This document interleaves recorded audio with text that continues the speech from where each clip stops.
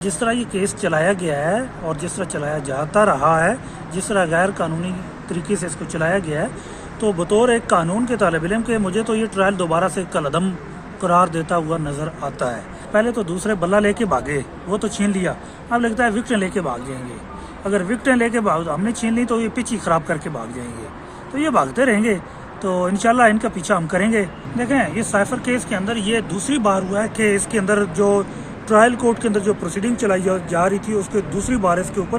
حکم امتناعی دیا گیا ہے۔ میرے خیال سے پاکستان کی تاریخ کا یہ شاید ایک واحد کیس ہے جس کے اندر اتنی لیگلٹیز کی گئی ہیں، اتنے غیر قانونی طریقے سے اس کو چلایا گیا ہے کہ اس طرح جو ہائی کورٹ ہے وہ اس کے اوپر 2 بار سٹے دینے پہ مجبور ہوئی ہے۔ پہلے جتنی بھی پروسیڈنگ کی گئی تھی اس کے اوپر پہلی بار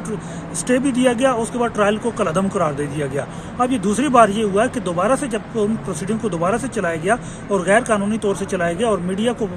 جو ہے وہاں سے نکال کے جس طرح ان کیمرہ پروسیڈنگ کی گئی، تو اسلام آباد ہائی کورٹ نے آج ہمارے دلائل سننے کے بعد دوبارہ سے سٹے جاری کر دیا گیا اور اس کی مدت اب 11 جنوری تک توسیع کی گئی ہے۔ تو بطور ایک قانون کے طالب علم کے مجھے تو یہ ٹرائل دوبارہ سے کالعدم قرار دیتا ہوا نظر آتا ہے۔ یہ ٹرائل دوبارہ سے کالعدم ہوگا،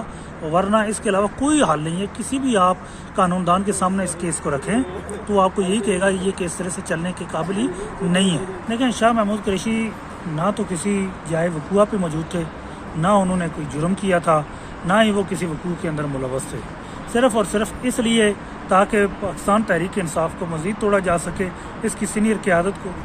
مزید دباؤ میں لایا جا سکے اور پاکستان تحریک انصاف کے کارکنان کے اندر، ووٹران کے اندر ایک خوف پھیلایا جا سکے۔ پہلے تو دوسرے بلہ لے کے بھاگے، وہ تو چھین لیا، اب لگتا ہے وکٹیں لے کے بھاگ جائیں گے۔ اگر وکٹیں لے کے ہم نے چھین لی تو یہ پچ ہی خراب کر کے بھاگ جائیں گے، تو یہ بھاگتے رہیں گے، تو انشاءاللہ ان کا پیچھا ہم کریں گے۔ اور کہاں تک بھاگیں گے؟ پنجاب بھی ہمارا ہے، خیبر پختونخوا بھی ہمارا ہے، بلوچستان بھی ہمارا ہے، سندھ بھی ہمارا ہے، اسلام آباد بھی ہمارا ہے، کشمیر بھی ہمارا ہے، گلگت بلتستان بھی ہمارا ہے انشاءاللہ۔